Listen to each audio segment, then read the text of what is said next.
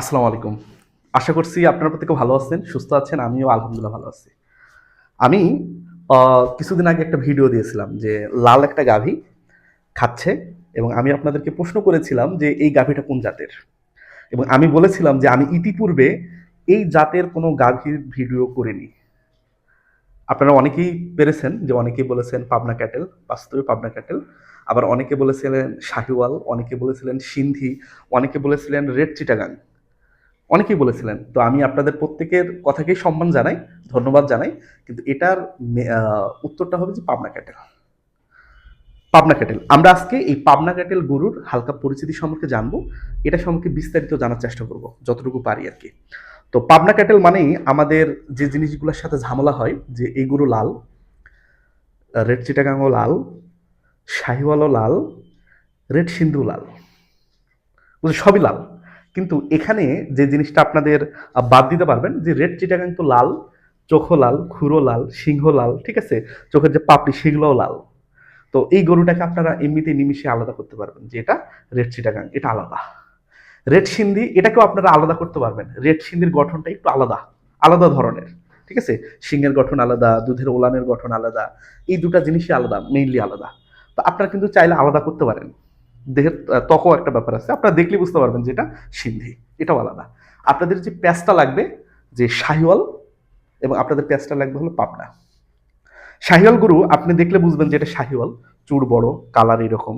হ্যাঁ, আপনি দেখলে বুঝবেন শাহিওয়াল, কোনো কনফিউশন থাকবে না। কিন্তু আপনি যখন পাবনা ক্যাটেল দেখবেন তখন মনে হবে এটা কি, যখন কোনো কিছু সমীকরণে মিলবে না যে এটা কি। লাল কালার, শিং হালকা ছোট, হালকা সুসলা, এখানে যে কুজ একটু ছোট, তুলনামূলক শাহিওয়ালার থেকে ছোট ভাই, ওলান হালকা একটু ছোট, ওলানও বড়, হালকা একটু ছোট, তখন মনে রাখবেন যে এই জিনিসটাই হচ্ছে হলো আপনাদের পাবনা ক্যাটেল। ঠিক আছে? এটা হলো পাবনা ক্যাটেল। না দেখলে বলা কঠিন, ভিডিওতে আপনারা দেখতে পাবেন। তো আমি মূলত এটার উৎপত্তি সম্পর্কে একটু বলি আপনাদেরকে, যে এটা আমাদের দেশি জাত। বিভিন্ন গরুর ক্রসের মাধ্যমে এটা তৈরি হয়েছে। তবে মেন ক্রসটা হয়েছে যে শাহিওয়ালের সাথে। শাহিওয়াল, সিন্ধি, হ্যাঁ, ইন্ডিয়ান কিছু ভেরিয়েন্ট, এই টাইপের গরু মিলে যে ক্রস করে করে করে করে আমাদের পাবনা, সিরাজগঞ্জ এবং নাটোরে এই গরুটা মূলত পাওয়া যায়।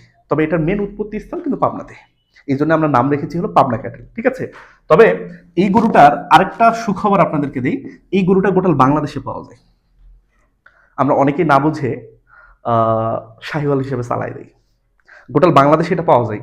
দেশি যতগুলো ক্যাটেল আছে যেমন মুন্সিগঞ্জ, হ্যাঁ, মুন্সিগঞ্জ হোয়াইট বা রেড চিটাগাং, এদের থেকে কিন্তু এই জাতটা কিন্তু তুলনামূলক একটু বেশি পাওয়া যায়। কারণ এই জাতের কিছু বৈশিষ্ট্য আছে, আমি আলোচনা করতেছি। এই জাতটা কিন্তু তুলনামূলক বেশি পাওয়া যায়। তাহলে এটার উৎপত্তি পাবনা অঞ্চল, সিরাজগঞ্জ, নাটোর, এই তিন অঞ্চলেই মূলত বেশি পাওয়া যায়। তবে ওভারঅল গোটাল বাংলাদেশেই ছড়াই ছিটে আছে এই গরু। এটার কিছু বৈশিষ্ট্য আছে। লালচে এটা নিয়ে তো সমস্যা নাই, লাল, লালচে বাদামিও হতে পারে। শিং ছোট থেকে মাঝারি, ওলান সুগঠিত, কুচ থাকবে। কুচ থাকবে মানে দেশি গরু, আমাদের সাবকন্টিনেন্টের গরু, ইন্ডিয়ান সাবকন্টিনেন্টের গরু, ঠিক আছে? কুচ আছে, তার মানে বিদেশি কোনো ক্রস এর মধ্যে নাই। দুধের শিরা লক্ষ্য করা যায়। আপনি যখন ওলানের পাশে দেখবেন, পেটের নিচে দেখবেন, দেখবেন শিরা আছে। তাহলে এটা দেখে বুঝতে পারবেন যে এটা মাস্ট কি দেয়, যে বেশি দুধ দেয়। এরপর কি, এটা দুধ দেখেন 8 থেকে 12 লিটার। আপনারা যদি যত্ন নেন 12 লিটার পর্যন্ত দুধ দিবে। আর যদি যত্ন একটু কম নেন, খাওয়ান একটু কম, 6-7 এরকম দুধ আপনারা পাবেন। রোগ প্রতিরোধ ক্ষমতা ব্যাপক ভালো, মাংস সুস্বাদু, প্রজনন ক্ষমতা খুবই ভালো। এটাও শাহিওয়ালের কাছাকাছি সময় হিটে আসে, প্রায় 2 বছরের মধ্যে হিটে আসে। এবং এরপর তো বাচ্চা 2 বছরের মধ্যে হিটে আসে। খুব ভালো, প্রজনন ক্ষমতা খুবই ভালো। এবং এই যে আমরা যেটা দেখি যে বিদেশি গরুর ক্ষেত্রে দেখি অনেকবার বীজ দিতে হয়, অনেকবার বীজ দিতে হয়। তবে এদের প্রজনন ক্ষমতা ভালো হওয়ার কারণে খুব বেশিবার বীজ দিতে হয় না।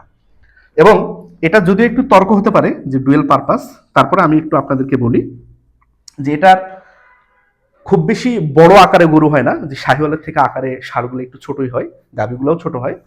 কিন্তু এরা মাংস উৎপাদন করে ভালো, এবং এরা কিন্তু দুধও দেয় ভালো। তো দেশি গরু হিসাবে এটাকে আমরা ডুয়েল পারপাস বলতে পারি আর কি, দেশি গরু হিসাবে। কারণ মাংসও মোটামুটি ভালো দেয়, এরা দুধও ভালো দেয়। এই কারণে আমরা এটাকে ডুয়েল পারপাস বলতে পারি। তবে অনেকে বলবে ভাই ডুয়েল পারপাস কেমনে বলতেছেন, কারণ দুধ তো 20 লিটার দেয় না, কিংবা ওজন 1 টন হয় না, বাস্তবতা তাই যে হয় না এগুলা। তারপরেও দেশি গরু হিসাবে ওজন মোটামুটি ভালো এবং দুধও দেয়। এই কারণে আমরা শখ করে হোক ভালোবেসে হোক এটাকে আমরা ডুয়েল পারপাস বলতে পারবো। তাহলে এই গরু শাহিওয়ালের থেকে কিন্তু দুধের প্রোডাকশন আমাদের দেশে অন্তত বেশি। শাহিওয়ালের প্রোডাকশন মেইনলি ভারতে বেশি, পাকিস্তানে তো আরও বেশি, বাংলাদেশে তুলনামূলক কম। তবে বাংলাদেশে শাহিওয়ালের থেকে এটার প্রোডাকশন অনেক কম, তাই বেশি। তা আমি চাইবো যে বাংলাদেশে আমাদের দেশি যে জাতগুলা এগুলা আরও বেশি ছড়ায় যাক, এগুলার স্পেশাল খামার গড়ে উঠুক সরকারি, যাতে করে ভবিষ্যৎ প্রজন্ম দেখতে পারে। এবং এগুলা কিন্তু আগে এত বেশি দুধ দিত না। বাংলাদেশের বিভিন্ন গবেষণা প্রতিষ্ঠান, সরকার এগুলা নিয়ে গবেষণা করে করে করে করে 6-7 লিটারের গাভী থেকে এখন ধরেন 8 থেকে 12 লিটারের গাভীতে রূপান্তর করছে। ষাঁড়ের ওজন কিন্তু আগে এমন ছিল না, ষাঁড় আগে ছোট হতো, 200, 250, 150 কেজি হতো। এখন 300, 350, 400 কেজি পর্যন্ত ষাঁড় আছে। এগুলা আরো পরীক্ষা নিরীক্ষা চলতেছে, ভবিষ্যতে হয়তো এমনও হতে পারে 600, 700, 800 কেজি পর্যন্ত আপনারা ষাঁড় দেখতে পারেন। তো ভালো থাকেন, সুস্থ থাকেন, আমাদের পাশেই থাকেন। আল্লাহ হাফেজ।